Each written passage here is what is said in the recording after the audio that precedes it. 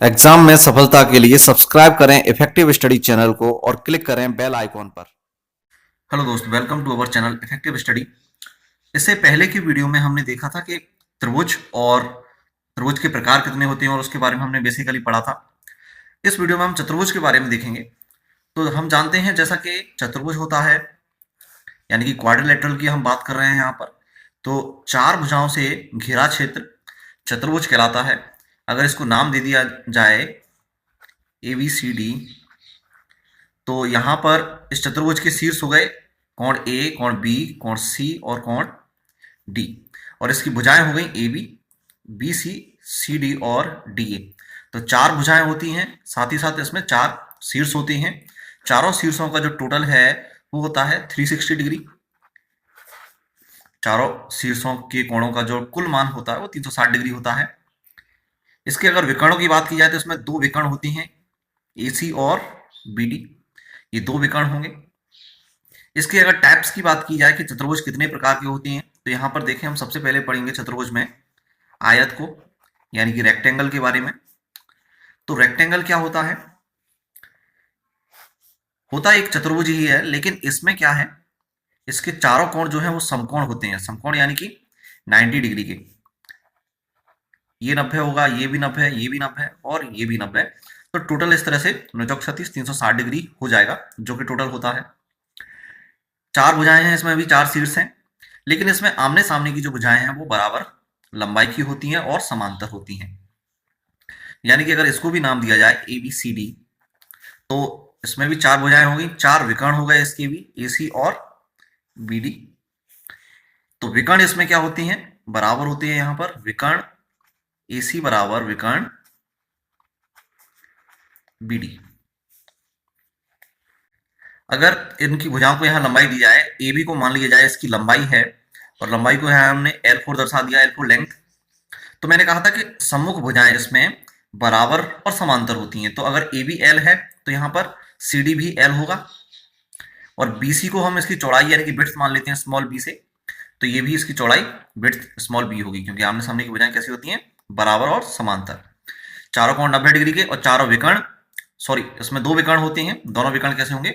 बराबर होंगे।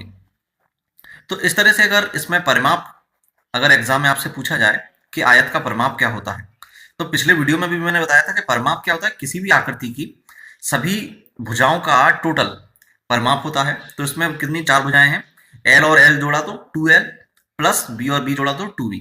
तो 2L प्लस 2B, यहाँ 2 आप कॉमन ले सकते हैं, तो फॉर्मूला बन जाता है 2 इंटू L प्लस B, या दो कोष्टक में लंबाई धन चौड़ाई। इस तरह से इसका फॉर्मूला बन जाता है परिमाप का।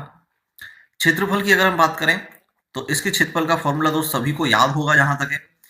इसका क्षेत्रफल का फॉर्मूला होता है लंबाई गुणित चौड़ाई, यानी कि L इंटू B।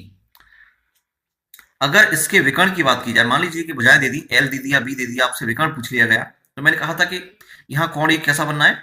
समकोण बनती हैं चारों कोण, और समकोण के सामने की जो भुजा है विकर्ण, यानी कि यहाँ पर क्या काम करेगा? कर्ण का कार्य करेगा।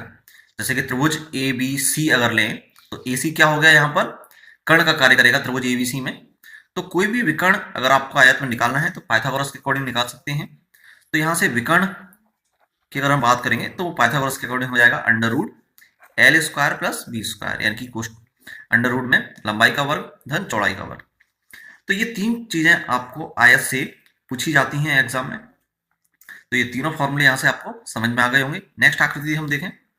अगली आकृति वर्ग यानी कि स्क्वायर में हम देखें, तो आयत में तो आमने सामने की भुजाएं बराबर थी, लेकिन स्क्वायर में जो है वो चारों की चारों भुजाएं बराबर होती हैं, और साथ ही साथ चारों कोण 90 डिग्री भी होते हैं। ये तो आयत में भी थे चारों कोण 90 डिग्री के, लेकिन इसमें क्या है कि चारों भुजाएं बराबर होती हैं। तो यहाँ पर वर्ग ABCD आपको दिखाया गया है। मान लीजिए अगर इसकी भुजा A है, स्मॉल a, तो इसकी चारों भुजाएं स्मॉल a से दर्शाई जाएंगी, क्योंकि बराबर होती हैं। विकर्ण इसमें भी दो होती हैं, और दोनों की दोनों बराबर होती हैं, यानी कि यहाँ पर हम कह सकते हैं कि विकर्ण AC बराबर विकर्ण BD। क्षेत्रफल और परिमाप की अगर बात करें यहाँ पर, तो देख लीजिए परिमाप का फॉर्मूला यहाँ से क्या बनेगा। मैंने कहा था सभी भुजाओं का योग परिमाप होता है, और यहाँ A मान की चार भुजाएं हैं, तो 4 इंटू A, या चार गुणित भुजा क्या हो गया? किसी भी वर्ग का परिमाप होता है। क्षेत्रफल की हम बात करें तो आयत का क्षेत्रफल क्या था, L इंटू बी, लंबाई गुणित चौड़ाई। अब यहाँ लंबाई चौड़ाई तो है नहीं, लंबाई और चौड़ाई दोनों की के मान क्या है, एक ही दिए हैं। तो अगर इन दोनों का गुणा करेंगे a इंटू ए तो क्या हो जाएगा, a स्क्वायर, यानी कि भुजा का वर्ग। तो इस तरह से क्षेत्रफल भी हम निकाल सकते हैं। विकर्ण की अगर बात की जाए तो आयत का विकर्ण क्या था, अंडर रूट में लंबाई का वर्ग धन चौड़ाई का वर्ग। अब एल और बी दोनों की जगह ए दिया है तो आप ए स्क्वायर अगर आप करते हैं अंडर रूट में तो आपको फाइनली क्या मिलता है, 2a²। अब ए स्क्वायर बाहर आ जाएगा तो ए हो जाएगा अंडर रूट से और 2 अंडर रूट के अंदर ही रह जाएगा। तो इस तरह से किसी भी वर्ग का विकर्ण क्या होता है, a√2। ये बहुत ही इंपॉर्टेंट है, एग्जाम में भुजा देकर आपसे विकर्ण पूछ लेते हैं वर्ग का। तो आपको फॉर्मूला याद है तो आप तुरंत इसको डायरेक्ट कर सकते हैं, नहीं याद है तो पाइथागोरस से भी निकाल सकते हैं। वर्ग में यहाँ पर हमें एक चीज और समझनी है कि कभी कभी एग्जाम में आपको क्षेत्रफल, दो वर्गों के क्षेत्रफल दिए जाते हैं और आपसे अनुपात पूछ लिया जाता है परिमाप का या उनकी भुजाओं का। तो यहां से हम एक फॉर्मूला देखें, किन्हीं भी दो वर्गों के परिमापों का अनुपात, है ना, ये दो वर्गों के परिमापों का अनुपात है, ये चीज याद रखिएगा। ये हमेशा बराबर होती है उनकी भुजाओं के अनुपातों के बराबर, बराबर भुजाओं का अनुपात, ठीक है ना, क्योंकि परिमाप 4a और भुजा a, तो 4 तो कांस्टेंट होता है, तो अनुपात जो है वो परिमाप और भुजाओं का केवल a पे डिपेंड करता है। तो परिमापों का अनुपात और भुजाओं का अनुपात बराबर होगा, लेकिन क्षेत्रफल का अनुपात a² होता है। तो अगर भुजाओं का अनुपात हमें निकालना है तो हमको क्षेत्रफल का वर्गमूल करना पड़ेगा, इसीलिए भुजाओं का अनुपात बराबर अंडर रूट क्षेत्रफलों का अनुपात।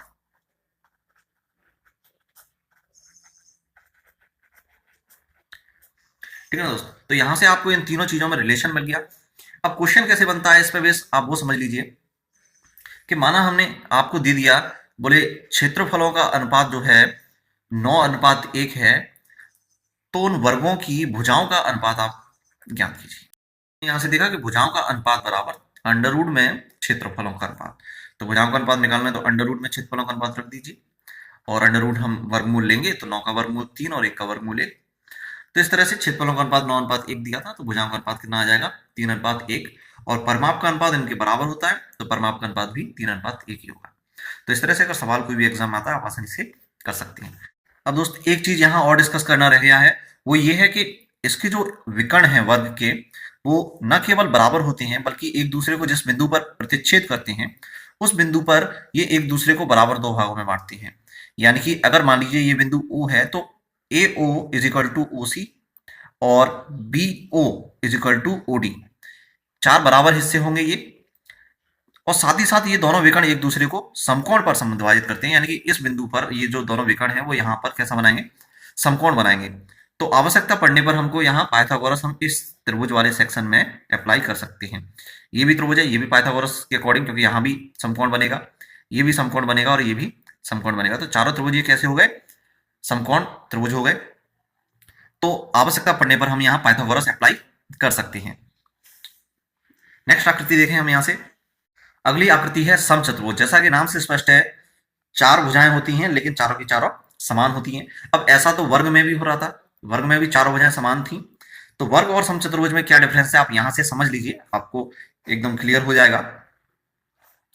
चार भुजाएं वर्ग में भी समान थी, यहां भी समान है, लेकिन वर्ग के दोनों विकर्ण समान थे, यहां इसके दोनों विकर्ण समान नहीं होंगे। एक विकर्ण इसमें छोटा है, दिख रहा है आपको यहां से कि AC विकर्ण जो है वो छोटा है और BD जो है वो विकर्ण बड़ा है। तो इसके विकर्ण AC और BD इक्वल नहीं होंगे इसमें। लेकिन जैसा कि वर्ग के दोनों विकर्ण एक दूसरे को समकोण पर समद्विभाजित कर रहे थे, ऐसा यहां भी होगा। ये दोनों विकर्ण एक दूसरे को समकोण पर समद्विभाजित करेंगे, यानी कि अगर इसको हम O मान लें, कटान बिंदु को, तो AO OC के बराबर होगा और BO बराबर होगा OD के, है ना। लेकिन ये चारों आपस में, चारों टुकड़े आपस में बराबर नहीं होंगे। क्यों? क्योंकि विकर्ण भी बराबर नहीं है, तो उनके आधे आधे हिस्से बराबर कैसे हो सकते हैं।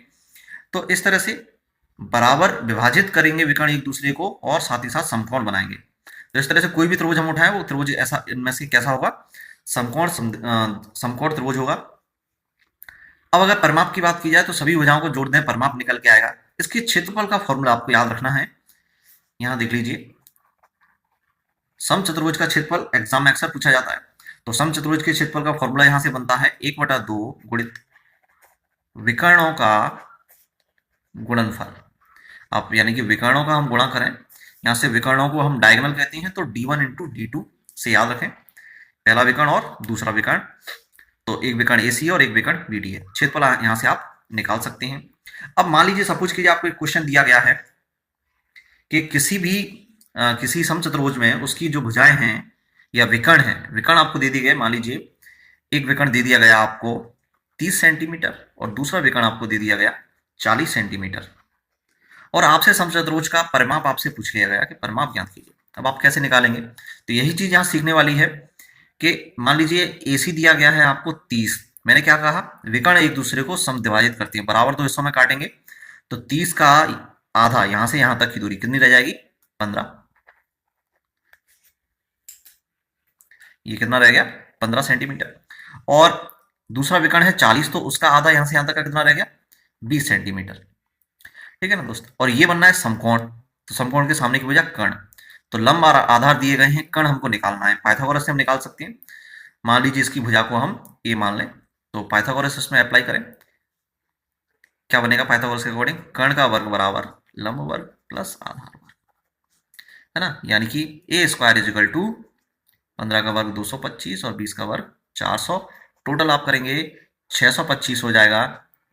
तो A² 625, देन A की वैल्यू कितनी आ गई? इसका वर्गमूल 25। तो भुजा हमको A बराबर कितना मिल गया? 25। इसकी सभी भुजाएं 25 हमको मिल गई। परिमाप आपसे पूछा है, तो परिमाप क्या होता है? सभी भुजाओं का योग, 4A, तो 25 चौकू 100, तो परिमाप यहां से आप निकाल सकते हैं, कितना आ गया? 100 सेंटीमीटर। हो गया एकदम आसानी से। तो विकर्ण दिए थे हमको, हमने भुजा निकाल ली और भुजा से परिमाप निकाल लिया। तो इस तरह से कोई भी आकृति आपको दी गई हो, कोई एक मिसिंग हो, पाइथागोरस आप अप्लाई कीजिए, आसानी से सॉल्व हो जाएगा। इसके बाद नेक्स्ट आकृति देखें, समांतर चतुर्भुज, नाम से स्पष्ट है, समांतर चतुर्भुज यानी कि आमने सामने की भुजाएं जो है वो इसमें समान होती हैं और पैरेलल होती हैं, ठीक है ना, यानी कि समांतर होती हैं। तो अगर हम आयत की बात करें, तो आयत में भी आमने सामने की भुजाएं बराबर थी और समांतर थी, लेकिन आयत के चारों कोण समकोण होते हैं और समांतर के चारों कोण समकोण नहीं होते हैं। तो समांतर को अगर हम देखें तो वो एक प्रकार आयत से बना है, बस कोण वहां पर जो है वो 90 डिग्री के नहीं है, वो कोण जो है वो बिगाड़ दिए गए एक तरह से मान लीजिए। और समचतुर्भुज जो है वो वर्ग से बना है, लेकिन वर्ग में 90 डिग्री होते थे कोण, समचतुर्भुज में नहीं होते थे। तो एक चीज आप याद रखिए कि समचतुर्भुज वर्ग से बना है और समांतर चतुर्भुज आयत से बना है, या इसको इनवर्स ऐसे याद रखिए कि आयत जो है वो एक प्रकार का क्या है? समांतर चतुर्भुज है, और जबकि वर्ग जो है एक प्रकार का समचतुर्भुज है। ठीक है ना। तो समांतर चतुर्भुज में कुछ गुण आयत के होते हैं और जबकि समचतुर्भुज में कुछ गुण वर्ग के होते हैं। तो यहां वही चीज है, आयत में जैसे समूह भुजाएं बराबर होती हैं और समांतर होती हैं, ठीक वैसे ही समांतर चतुर्भुज में है, बस इसके सभी कोण जो है वो 90 डिग्री के नहीं होते, बल्कि एक भी कोण 90 डिग्री का नहीं होता। विकर्ण, जैसे आयत में 2 विकर्ण थे, यहां भी 2 विकर्ण हैं, लेकिन आयत के दोनों विकर्ण बराबर होते थे, इसके दोनों विकर्ण बराबर नहीं होते, यानी कि विकर्ण AC नॉट इक्वल टू विकर्ण BD। परिमाप की बात करें तो सभी भुजाओं का आप योग कर देंगे, परिमाप निकल के आएगा। क्षेत्रफल की अगर हम बात करें तो जनरली समांतर चतुर्भुज में आपसे एग्जाम में क्षेत्रफल कभी भी नहीं पूछा गया, नेवर, आज तक नहीं पूछा गया, तो उसमें कोई टेंशन लेने वाली बात नहीं है। और लास्ट आकृति हम यहां से देखें, समलंब चतुर्भुज यानी कि ट्रेपेजोडियम। ये क्या होता है? इसमें केवल 2 भुजाएं समांतर होती हैं लेकिन बराबर नहीं होती, यानी कि कुछ इस तरह की आकृति अगर हम ड्रॉ करें तो ये है एक ट्रेपेजोडियम, यानी कि अगर इसको नाम दिया जाए ABCD, तो यहां पर AB जो है वो समांतर होगी CD के, लेकिन बराबर नहीं होगी। ये दोनों कैसे हैं? इक्वल नहीं होंगे, बराबर नहीं होंगे, लेकिन समांतर होंगे। तो इस प्रकार की आकृति जो है वो समलंब चतुर्भुज कहलाएगी। इस तरह के सवाल में जनरली आपसे केवल क्षेत्रफल पूछा जाता है, तो क्षेत्रफल निकालने का फॉर्मूला यहां पर क्या है आप वो देख लीजिए। क्षेत्रफल निकालने के लिए हम क्या करेंगे, 1/2 इंटू समांतर भुजाओं का योग कर दीजिए यहां पर, और गुणित ऊंचाई कर दीजिए। अब ये ऊंचाई कहां से आएगी?